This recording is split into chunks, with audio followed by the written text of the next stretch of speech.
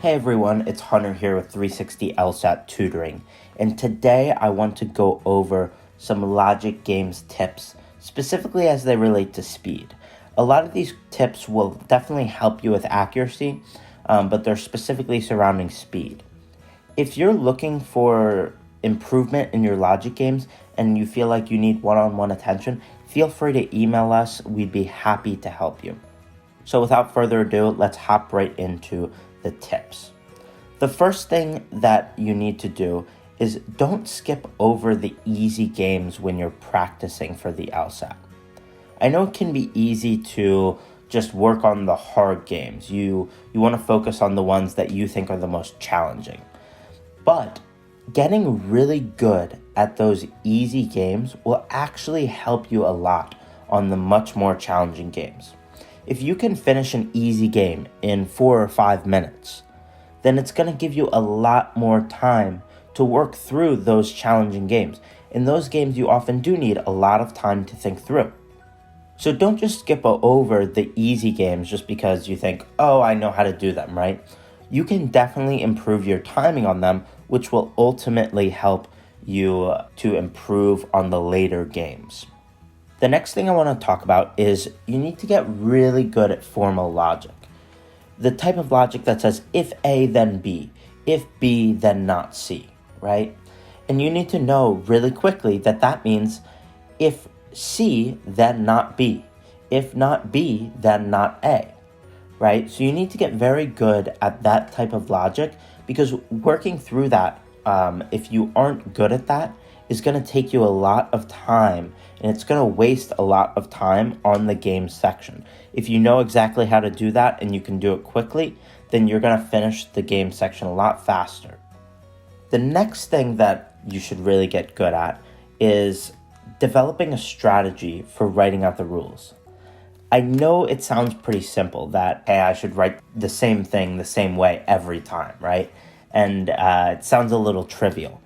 But those seconds add up, and not knowing exactly what you wrote or having to think about it every time you look over does cost you time.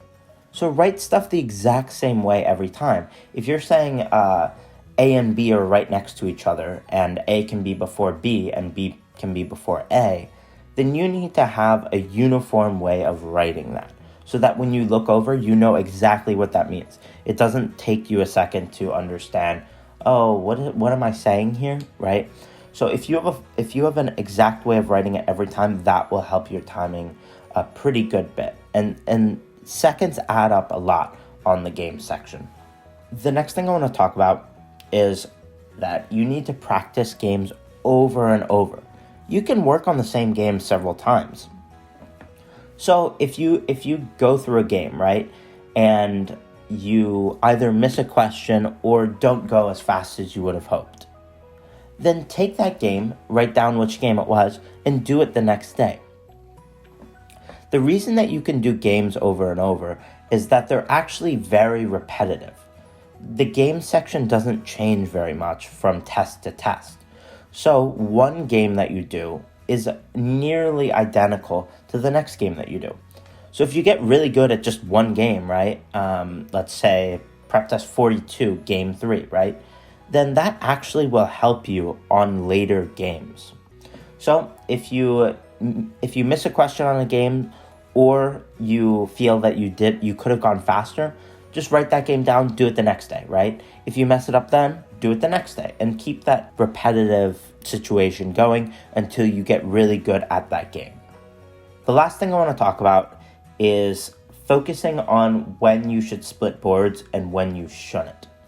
And this saves a lot of time. The way to get good at knowing when you should split a board and when you shouldn't is after you've taken a practice test or after you've taken a practice section, you can go back and look and say, if I didn't split this board, what would have happened? How long would it have taken me? How difficult would it have been to get these answers, right? And vice versa. If you didn't split the board, you go back and say, okay, what if I did split this board? What would have happened? How quickly could I have gotten to these answers? How much could I have split this board? Could I have figured almost everything out by splitting this board? So go back and look and see what you should have done on each game after you've already taken the games. And knowing when to split boards just comes with practice. So it relates to this previous tip of just practice, practice, practice. And it's okay to repeat games, right? You'll learn when to split the board if you practice as much as possible. I hope these tips have helped you.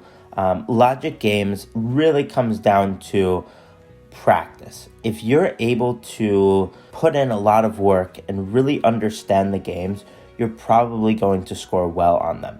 There's a reason why they say the logic games is the most learnable section of the LSAT. If you put in the time and put in the effort, you're going to see the results. Good luck with your studies. I hope this information has really helped you. If you're interested in LSAT tutoring, we would be happy to help. Go ahead and send us an email to 360lsattutoring@gmail.com. If you have any questions, also feel free to reach out. We'd be happy to answer those questions.